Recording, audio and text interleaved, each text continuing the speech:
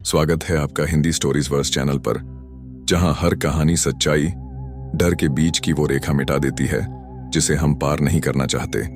चलिए शुरू करते हैं इस कहानी को। करनाली गांव समय से छूटा हुआ था। न वहां मोबाइल नेटवर्क पहुंचा था, न ही कोई नई तकनीक। गांव के चारों ओर घना जंगल था, जो शाम होते ही ऐसा लगता जैसे पेड़ों की परछाइयां इंसानों को निगलने के लिए झुकने लगती हैं। लोग कहते थे कि इस गांव के बाहर जाने वाला रास्ता किसी अदृश्य शक्ति ने बंद कर रखा है, लेकिन किसी ने कभी बाहर जाने की कोशिश भी नहीं की। इन्हीं रहस्यों के बीच रहते थे चार दोस्त, राजवीर, मीरा, कबीर और अनया। बचपन से ही उनकी दोस्ती गांव के हर नियम से बड़ी थी। राजवीर सबसे साहसी, मीरा रहस्यों की दीवानी, कबीर जिसे भूत प्रेत में यकीन नहीं था, और अनया जो हर चीज में डर ढूंढ लेती थी। गांव के बड़े बुजुर्ग अक्सर एक पुरानी हवेली के बारे में फुसफुसाते थे, जो गांव के उत्तर में थी, शिवाय हवेली। कहते थे वहां कुछ ऐसा बंद है जिसे कभी भी बाहर नहीं आना चाहिए, लेकिन बच्चों की उम्र में डर से ज्यादा जिज्ञासा होती है। अगर सब मना करते हैं तो हमें वहां जरूर जाना चाहिए। मीरा ने एक दिन कहा। क्यों, डरती हो क्या? राजवीर ने मुस्कुराकर चिढ़ाया। डर? मैं? चलो आज रात वहीं मिलते हैं। और यही फैसला उन चारों की किस्मत बदलने वाला था। रात के समय जब गांव में बस लालटेन की हल्की रोशनी थी, चारों दोस्त शिवाय हवेली के सामने खड़े थे। हवेली की दीवारें टूटी फूटी थीं, खिड़कियां जंग लगी लोहे की थीं और दरवाजे पर काई जमी थी। हवा में नमी थी, लेकिन उसके साथ एक अजीब सी गंध भी थी, सड़ी लकड़ी और किसी पुराने समय का एहसास। राजवीर ने दरवाजा धक्का दिया। चर्रर। दरवाजा ऐसे खुला जैसे सैकड़ों साल से इंतजार कर रहा हो। अंदर हर जगह धूल जमी थी, लकड़ी की सीढ़ियां टूटने की कगार पर थीं, दीवारों पर अजीब चित्र बने थे, दरवाजे, चाबियां और काले धुएं जैसे आकृतियां। मीरा की नजर सामने रखी एक मेज पर पड़ी, जिस पर एक चमड़े की पुरानी किताब थी। ये देखो, मीरा ने धीरे से कहा। उसने किताब उठाई, लेकिन जैसे ही किताब खोली, पूरे हवेली में एक ठंडी हवा का झोंका आया। किताब के पहले पन्ने पर खून जैसे रंग में लिखा था, 7 दरवाजे, 7 कुंजियां, हर कुंजी एक डर के पीछे। सावधान, एक बार रास्ता चुना तो वापस जाना मुमकिन नहीं। कबीर ने हंसते हुए कहा। अरे, ये तो बस पुरानी डरावनी किताब है, जैसी कहानियों में होती है। इसमें क्या है? मीरा ने अगले पन्ने पलटे। वहां 7 अजीब चिन्ह बने थे, हर चिन्ह के नीचे एक दरवाजे का चित्र। शायद ये दरवाजे असली हैं। मीरा ने फुसफुसाते हुए कहा, चलो ये खेल खेलते हैं। राजवीर ने मुस्कुराकर कहा, अगर किताब कहती है कि डर के पीछे कुंजी है, तो हमें अपने डर का सामना करना चाहिए। मीरा ने सिर हिलाया, लेकिन अनया का चेहरा सफेद पड़ चुका था। मुझे ये सब अच्छा नहीं लग रहा। कुछ है, यहां कुछ है। तभी किताब के पन्ने अपने आप पलटने लगे। हवेली की दीवारें हिलने लगीं। एक अजीब सी आवाज गूंजने लगी, जैसे किसी ने धीरे से उनके कान में कहा हो, तुमने दरवाजा खोल दिया है। सामने की दीवार अचानक फट गई। वहां एक काले धुएं से बना दरवाजा प्रकट हुआ, जिसके ऊपर वही पहला चिन्ह चमक रहा था। मीरा ने किताब को मजबूती से पकड़ा और कहा, शायद यही पहला दरवाजा है। राजवीर ने पीछे मुड़कर कहा, तैयार हो? कबीर ने हंसते हुए कहा, डरते हैं क्या? अनया कांपते हुए बस इतना बोली, हमें वापस चलना चाहिए। लेकिन दरवाजा धीरे धीरे खुल रहा था, और शायद अब लौटने का कोई रास्ता नहीं बचा था। चारों दोस्त उस काले धुएं से बने दरवाजे के सामने खड़े थे। दरवाजा धीरे धीरे अपने आप खुल रहा था, जैसे किसी अदृश्य शक्ति ने उन्हें अंदर बुलाया हो। हवा में अब एक भारीपन था, जैसे कुछ अनदेखा उनकी सांसों पर दबाव बना रहा हो। अब पीछे नहीं हट सकते। मीरा ने किताब को कसकर पकड़ा। राजवीर ने आगे कदम बढ़ाया।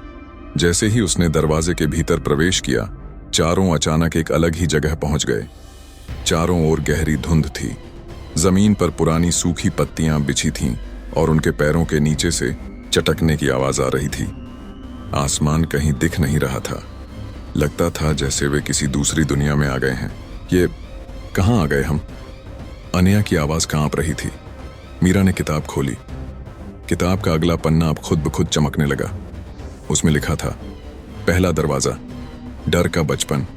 तुम्हारा पहला डर वहीं छुपा है जहां से तुमने देखना शुरू किया था। कुंजी वहीं मिलेगी जहां सबसे ज्यादा कांपते थे।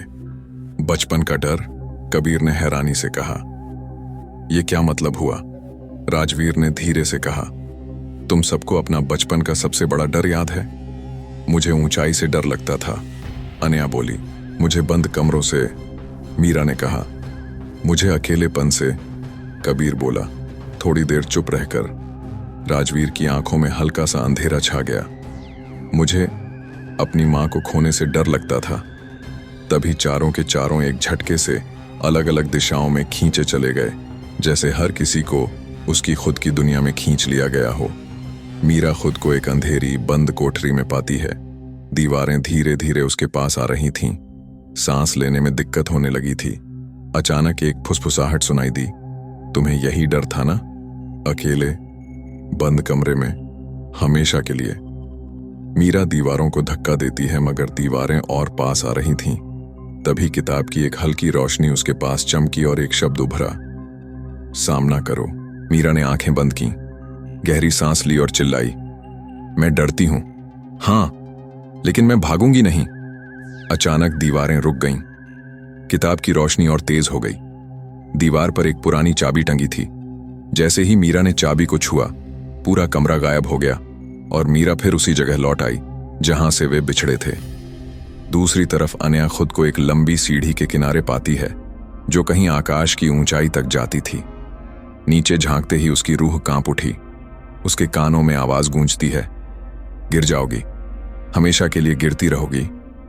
अनया के पैरों में जैसे जान ही नहीं बची थी। उसकी आंखों में आंसू थे। तभी उसके सामने किताब का पन्ना चमका।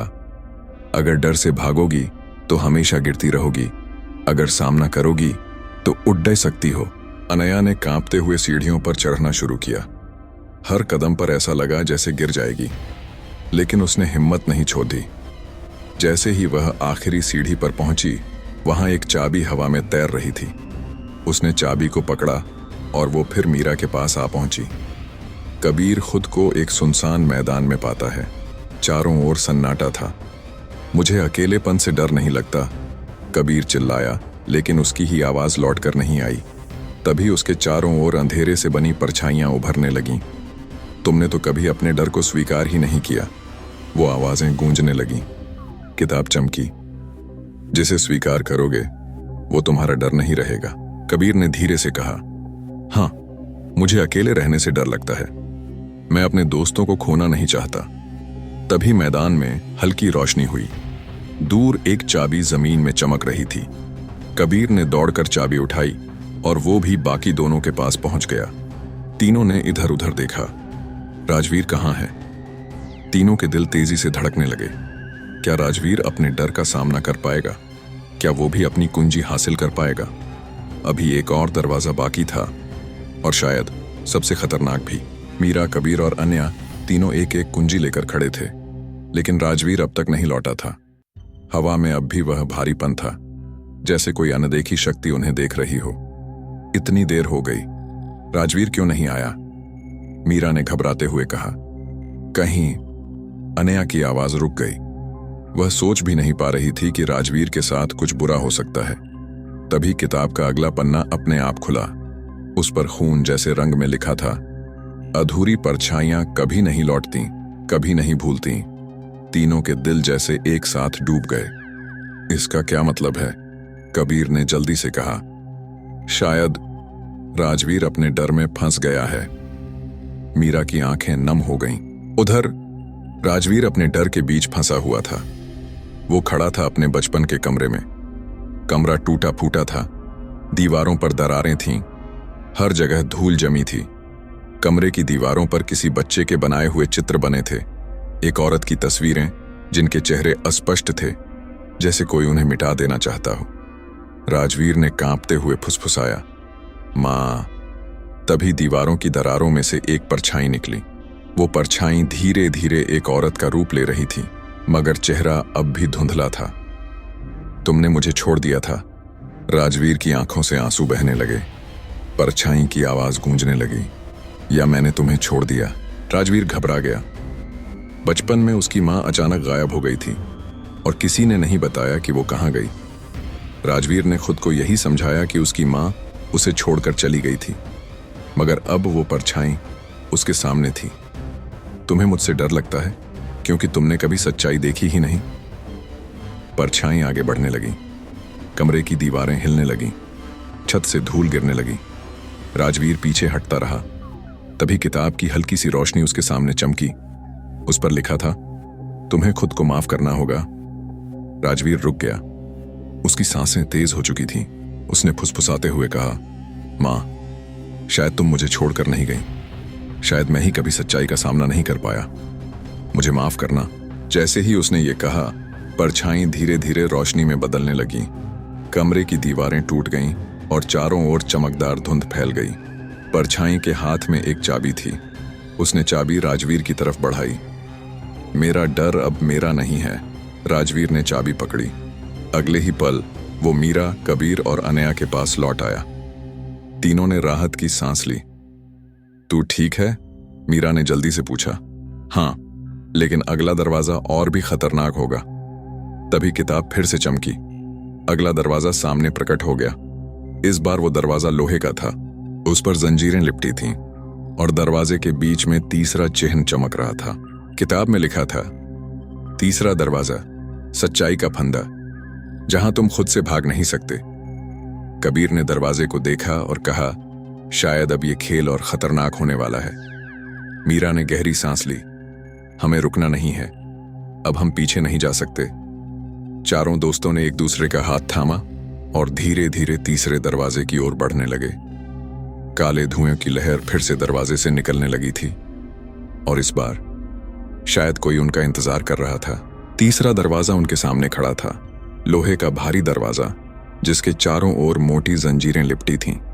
दरवाजे के बीचों बीच एक अजीब चिन्ह चमक रहा था, जैसे वो खुद उन्हें बुला रहा हो। अब क्या होने वाला है? अनया की आवाज में डर साफ झलक रहा था। मीरा ने किताब की तरफ देखा जो अब खुली हुई थी और धीरे धीरे उसके अगले पन्ने पर लिखे शब्द उभरने लगे। तीसरा दरवाजा, सच्चाई का फंदा। इस बार तुम्हारा सबसे कड़वा सच तुम्हारे इंतजार में है।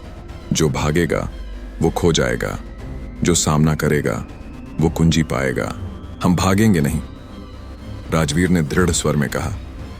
कबीर ने हंसने की कोशिश की। अब तक जितना झेल लिया है उससे बुरा क्या होगा? लेकिन वो नहीं जानता था तीसरे दरवाजे के पार उनका सामना किससे होने वाला है।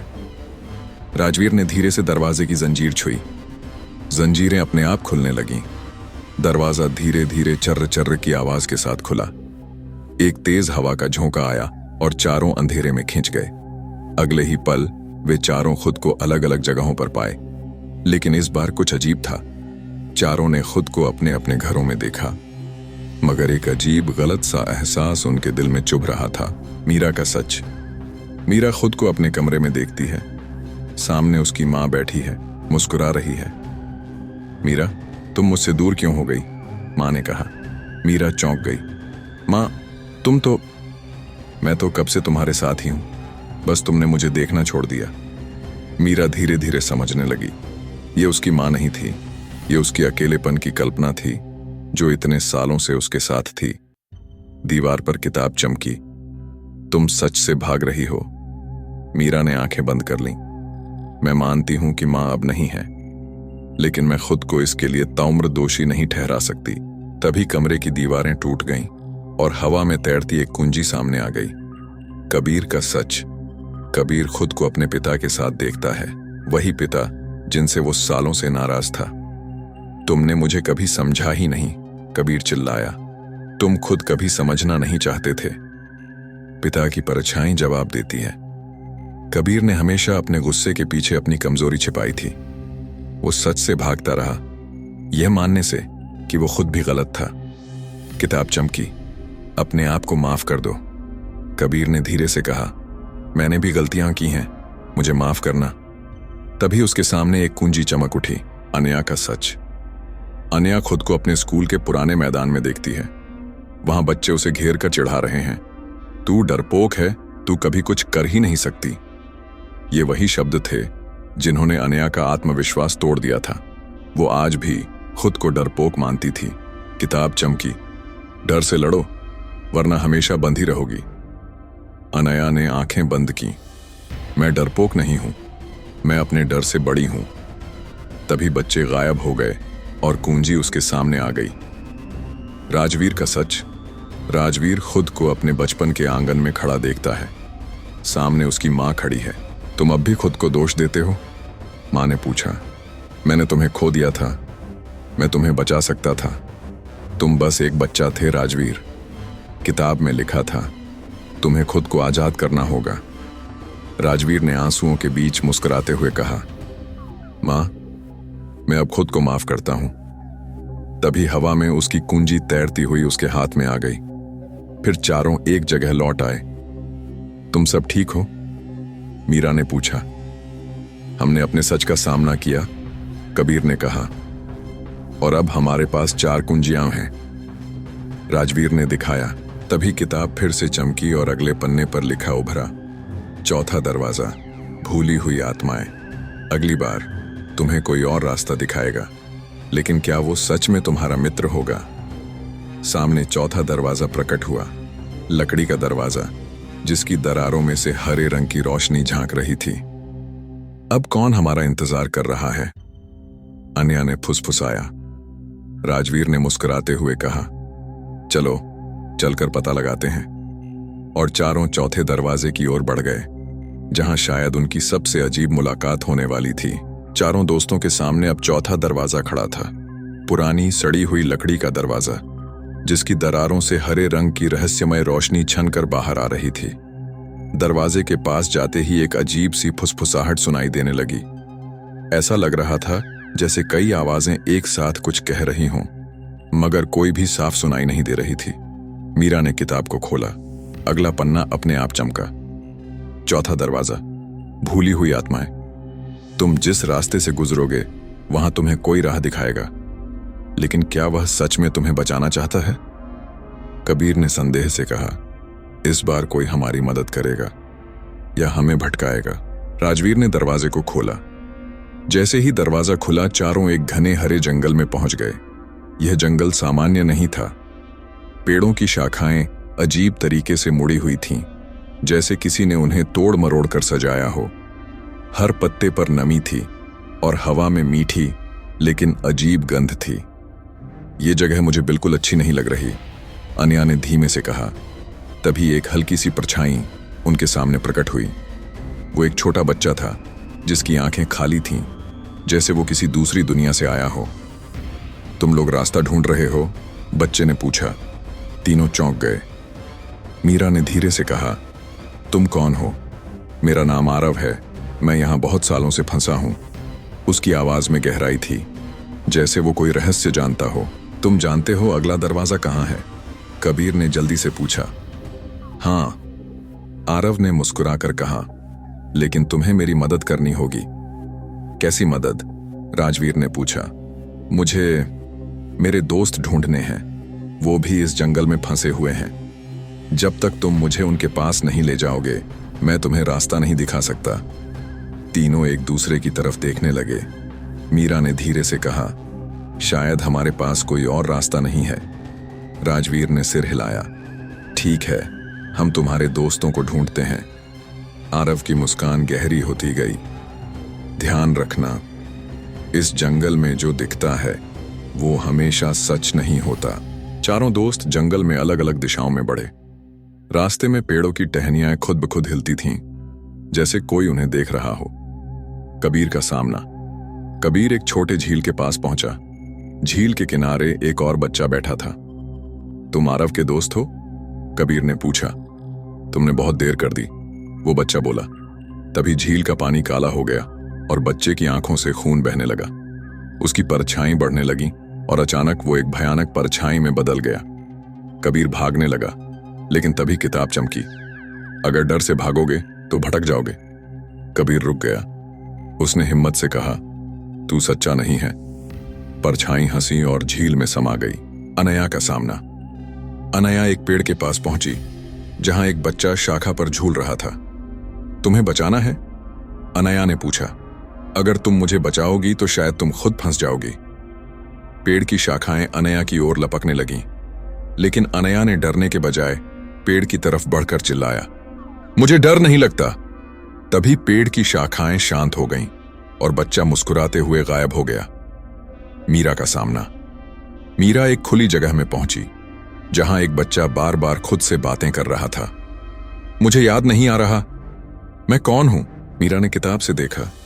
भूली आत्मा को याद दिलाओ, तभी वो मुक्त होगी। मीरा ने कहा, तुम आरव के दोस्त हो, तुम्हें बचना है।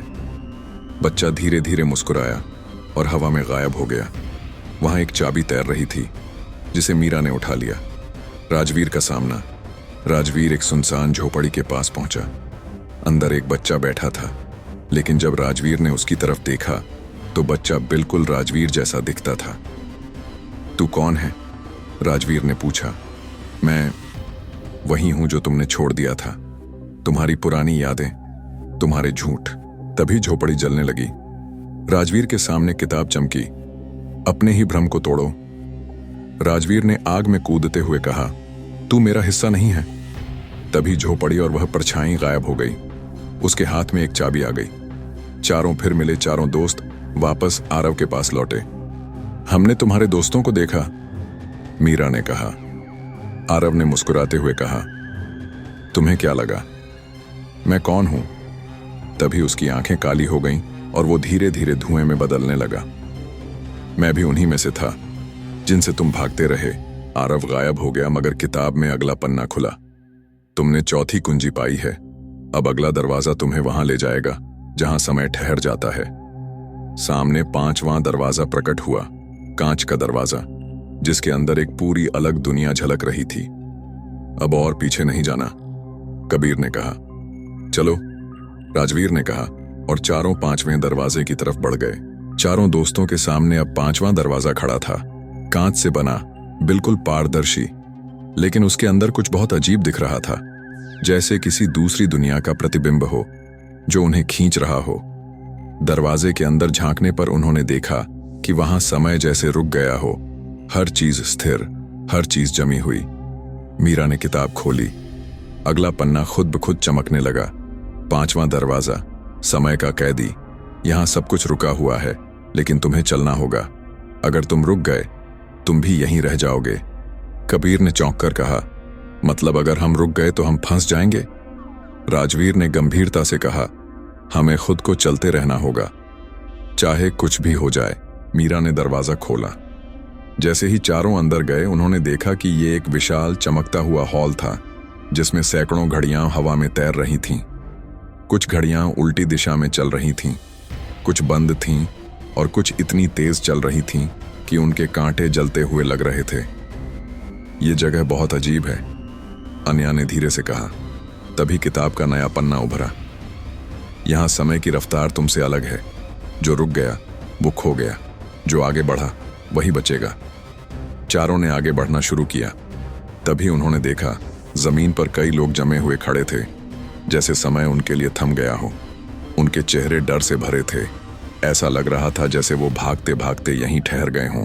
ये लोग, मीरा ने दुख से कहा, शायद ये भी हमारी तरह अपने डर का सामना करने आए थे, लेकिन कहीं रुक गए। राजवीर ने कहा। जैसे ही वे आगे बढ़े, हवा में एक हल्की आवाज गूंजने लगी, रुको, रुक जाओ, आराम कर लो, थक तो गए हो ना।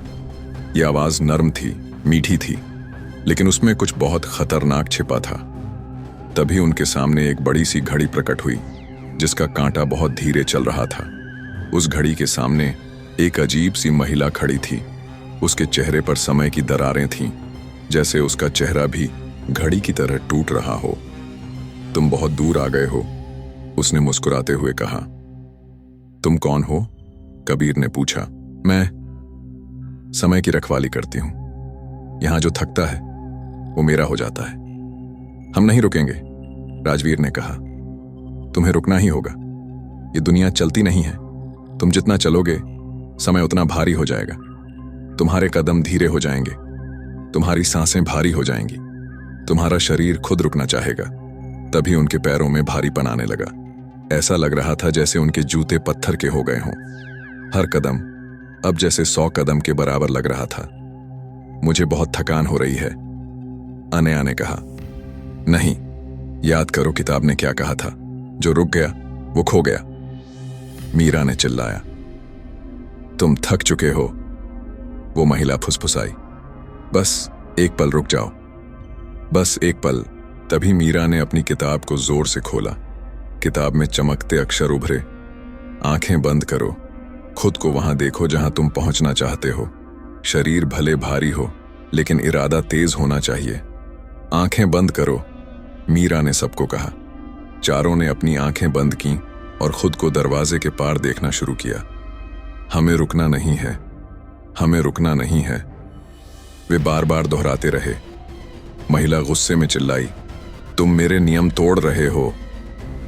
अचानक चारों के कदम हल्के हो गए, जैसे कोई अदृश्य शक्ति उन्हें आगे खींच रही हो। वे तेजी से भागे और जैसे ही घड़ी की सुई पूरी घूमी, चारों समय के जाल से बाहर निकल गए।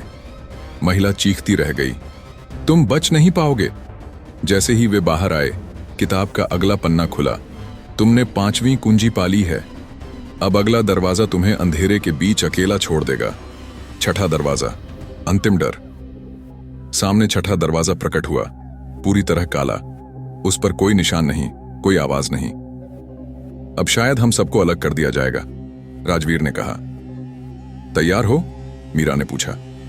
अब पीछे जाने का कोई मतलब नहीं, कबीर ने मुस्कुराते हुए कहा। चारों ने एक दूसरे का हाथ थामा और छठे दरवाजे की ओर बढ़ गए, जहां शायद उनके सबसे खतरनाक डर उनका इंतजार कर रहे थे। अगर आपको ये कहानी दिलचस्प लगी, डरावनी लगी या कुछ नया महसूस हुआ हो तो चैनल को सब्सक्राइब करें। धन्यवाद आपका। फिर मिलेंगे एक नई कहानी के साथ।